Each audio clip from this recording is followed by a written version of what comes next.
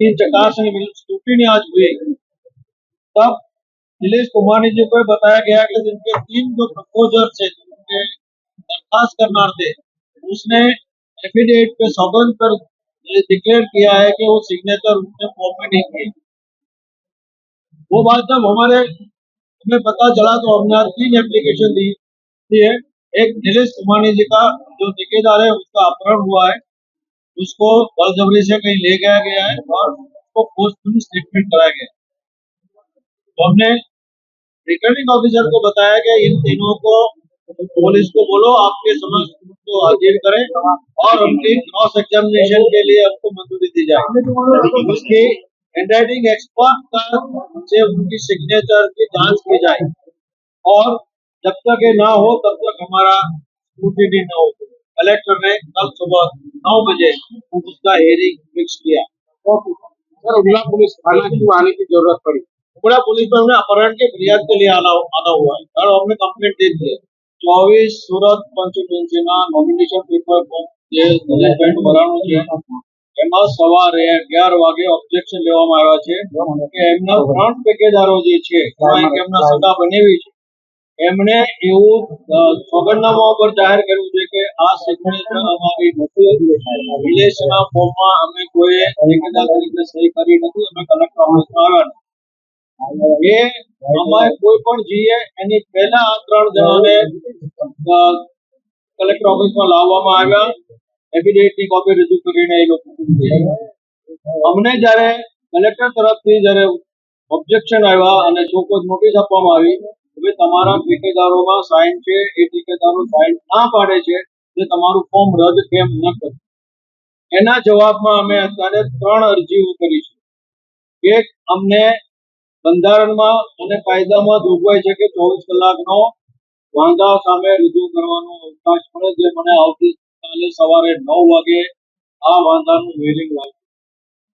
બીજી અરજી મેં એવી કરી છે કે આ જે 3 નોમિનેશન પેપર 3 ઠેકેદારોએ સાઇન કરી છે એ સહીઓ અમારી રૂબરૂમાં કરવામાં આવી છે અને સોગંદ ઉપર એફિડેવિટ કરવામાં આવી છે, વાત ખોટી છે, એટલે હેન્ડરાઇટિંગ એક્સપર્ટનો ઓપિનિયન મંગાવો અને 3 વ્યક્તિઓને કાલે 9 વાગે કલેક્ટરમાં હાજર કરો, અમારી એની ઉલટ તપાસ। અને ત્રીજી વસ્તુ મેં અત્યારે નામદાર હાઈકોર્ટમાં હેબિયસ કોર્પસ પિટિશન મારા ફોન પર લખાવી દીધી છે। 2 કલાક 3 કલાકમાં હવે નામદાર હાઈકોર્ટમાં રીટ પિટિશન દાખલ કરી આ 3 ને હેબિયસ કોર્પસમાં કરી અને આ 3 ને તાત્કાલિક હાજર કરો, કારણ કે અમે મારા સગા બનેવીને જો અમે ગોતી નાખતા હોઈએ, મારી બહેનને ગોતી નાખતા હોઈએ અને એના જ ફોર્મમાં એવું કહેવામાં આવે કે આ ફોર્મ ખોટું છે, તો લોકશાહીનું અપહરણ નથી, જાહેરમાં ખૂન છે। જો તમને બીક લાગતી હોય ચૂંટણી લડવામાં તો તમે ચૂંટણીની રીતે લડો, પણ આવી રીતે ફ્રોડ કરીને, દબાવીને, ધમકાવીને, લાલચ આપીને તમે એમ કહેવરાવો કે આ ફોર્મમાં સહી નથી કરી, તો આનાથી કોઈ ખરાબમાં ખરાબ બદતર વસ્તુ લોકશાહીમાં હોઈ ન શકે। આ લોકશાહીનું ખૂન છે, એટલે અમે દરેક રીતે લડશું। આવતીકાલે સવારે 9 વાગે કલેક્ટર કચેરીમાં હાજર થશું અને 3 જણાની ક્રોસ કરવાની માંગણી કરશું અને જરૂર પડે હાઈકોર્ટ કે સુપ્રીમ કોર્ટ જવાની તૈયારી સાથે બેઠા છે। ઉમરા પોલીસ સ્ટેશનમાં 3 જણાનું અપહરણ થયું છે, એની ફરિયાદ આપવા આવ્યા છે અને ફરિયાદ આપી દીધી છે। 3 ઠેકેદારમાં એક કુતરા છે, તો સંબંધ પણ કેજો પરિવાર સાથે। નિલેશ કુંભાણીના કોણ થાય છે, શું થાય છે? કુંભાણીના જે બનેવી છે એનું નામ છે રમેશભાઈ, જગદીશભાઈ નાનજીભાઈ સાવલિયા, એના સગા બનેવી છે। બીજા 2 ઠેકેદાર છે રમેશભાઈ વાસણભાઈ કુંડરા છે અને ત્રીજું છે ધ્રુવીન ધીરુભાઈ ધામેલિયા। આ 3ને હાઈકોર્ટમાં હેબિયસ કોર્પસ પિટિશન કરી અને એમને કોર્ટમાં અથવા કાલે કલેક્ટર સમક્ષ 9 વાગે હાજર કરવાની રીત સાથે અમે નામદાર હાઈકોર્ટને અત્યારે બોલાવવાનો પ્રયત્ન કરશું। કોર્ટ બોલશે, નહીં સાંભળે એ તો હવે પછીનું જે થશે, પણ અત્યારે મારી રીટ પિટિશન લખાઈ ગઈ છે, ટાઈપિંગ થાય છે, 2 કલાકમાં હાઈકોર્ટની પરવાનગી મળશે। બંને ઉમેદવારના ઠેકેદારનું પણ એફિડેવિટ આવી છે અને એમાં પણ એમ કહેવામાં આવ્યું છે કે વિશાલભાઈ ચિમનભાઈ કોલડિયા ખાલી આ છે જગદીશભાઈ આપણે નરેશભાઈના બનેવી એક જ છે, બાકી બધામાં અંગત ઠેકેદારો છે। આગળનું પક્ષ અમે કોર્ટમાં જશું, લડશું, અમે કોઈ છોડી દઈને મેદાન છોડીને ભાગીએ એવા કોઈ છે જ નહીં। છેક સુધી લડવાનું છે. હાર જીત તો મતદારોએ નક્કી કરવાની છે, જે અમારા હાથમાં નથી. અમારે તો એમની સમક્ષ જઈ અને એમના મત માંગવાના છે. અમારો વિશ્વાસ હશે તો અમને મત આપશે, નહીં વિશ્વાસ હોય તો નહીં આપે. દિનેશભાઈની સિગ્નેચર સાથે અહીંયા પોલીસ સ્ટેશનમાં અપહરણ થયું છે એની વાત છે.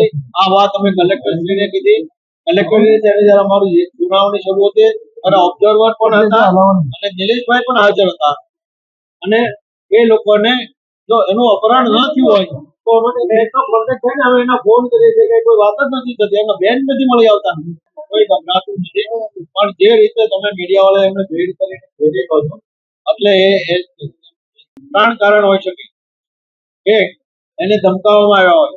બીજું, ખોટી લાલચ આપવામાં આવી હોય. અને ત્રીજું, નિલેશ સામે કોઈ એનો બદલો લેવો.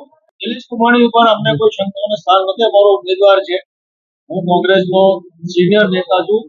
જ્યારે હું એમ કહું તો કે મને મારા ઉમેદવારમાં કોઈ શક નથી, તો મારા પક્ષને પણ કોઈ શક ન હોય. નિલેશ કુમાણી પર શક કરવાનું કોઈ અત્યારે કારણ નથી. આ ટેકેદારોને મારી વાત સાંભળો. કોંગ્રેસના ટેકેદારો છે, ભાજપના નહીં. ભાજપના ઉમેદવારના એજન્ટની હાજરીમાં એ હાજર થયા છે. એટલે એ સમજી શકાય એવી વાત છે કે મારા ઘરનો માણસ સામે જેમ બેસે તો કઈ કારણ હોય તો જશે ને, એમને તો કોઈ સામે ન જતો રહે. કાલ સુધી મારી સાથે હતા, મારા ફોર્મમાં સાઇન કરે છે, મારી ઇલેક્શનમાં ભાગ લે છે, કેમ્પેનિંગમાં ભાગ લે છે.